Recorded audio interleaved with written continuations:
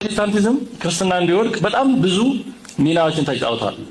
አንደኛው የዚህ ምክንያት ማለት ነው ፕሮቴስታንቲዝም በአንድ ግለሰብ ላይ የተመሰረተ መሆኑ ነው። ፕሮቴስታንቲዝም መሰረቱ ማይከሉ ግለሰብ ነው፣ ፓስተር ነኝ የሚለው ነው። የፕሮቴስታንቲዝም ቡድን የሚመራው ሲያሻው ነብይ፣ ሲያሻው ሐዋርያ፣ ሲያሻው የፈለገውን ስም ለራሱ በሚሰጥና እሱን አምነው በተሰባሰቡ ሰዎች ላይ እንደፈለገ በሚጫወትባቸው ሰው ላይ የተመሰረተ ነው።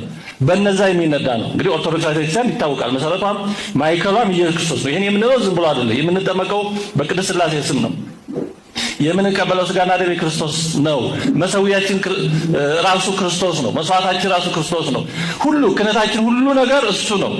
የምንቀድሰው የእርሱን ስም ነው። የምንበላው የምንጠጣው እርሱን ነው። ተጸነሰ፣ ተወለደ፣ ተጠመቀ፣ ጾመ፣ ጸለየ፣ ሞተ፣ ተነሳ፣ አረገ፣ ዳግመኛ ይመጣል የምንለው እሱን ነው።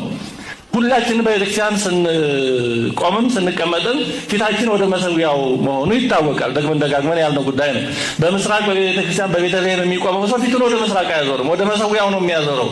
መሰዊያውን ከበን ነው የምንቆመው። መሰዊያው ክርስቶስ ሥጋውና ደም የሚፈተትበት ስለሆነ ማዕከላችን መሰዊያው ነው።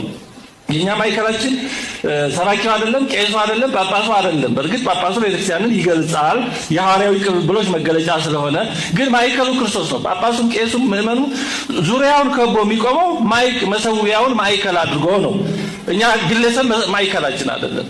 ፕሮቴስታንቲዝም ግን ማዕከሉ ሁሉ ነገር የሚያጠነጥንበት ማዕከል ፓስተሩ ነው። ስለዚህ በፕሮቴስታንቲዝም ጥምቀት የለም፣ እንደሚታወቀው መስዋዕት የለም፣ መሰዊያ የለም፣ ክህነት የለም፣ የአበው ትምህርት የለም፣ መለኪያ የሚሆን የአበው ሕይወት የለም። ፓስተሩ የፈለገውን ቢል ይሄማ ልክ አይደለም የአባቶቻችን እንዲህ አልኖርም ማለት አይቻልም። ያ የለም፣ ያን አይቀበሉም። ስለዚህ ፓስተሩ እንደፈለገ ነው የሚጫወትባቸው።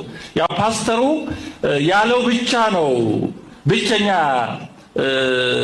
ስልጣን፣ ብቸኛ ሀሳብ የሱ ነው። በሀሳብም በተግባርም ፓስተር ወደሚረዳቸው ብቻ ነው የሚነዱት። እንግዲህ በተለያዩ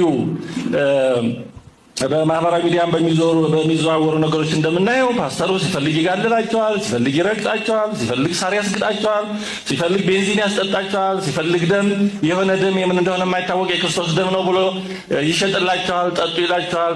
ሲፈልግ ጭቃ ውስጥ ገብተው እንዲዳክሩ ያደርጋቸዋል። ምንም ተውባይ የለውም። ምክንያቱም ብቸኛ ስልጣን እሱ ነው።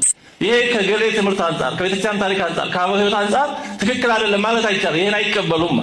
ስለዚህ ፓስተሩ እንዳላቸው ከመሆኑ ውጭ አማራጭ የላቸው። እነዚህ የሚመሯቸው አሉ። ተው ማለት አይቻልም። ለምን? ግለሰቡ ነው ማዕከሉ። ማድረግ የሚችለው ቢያንስ አንድ ፕሮቴስታንት ቡድን ውስጥ ያለ ሰው ጥሎ መውጣት ነው። ምናልባት ማክሲመም ማድረግ የሚችለው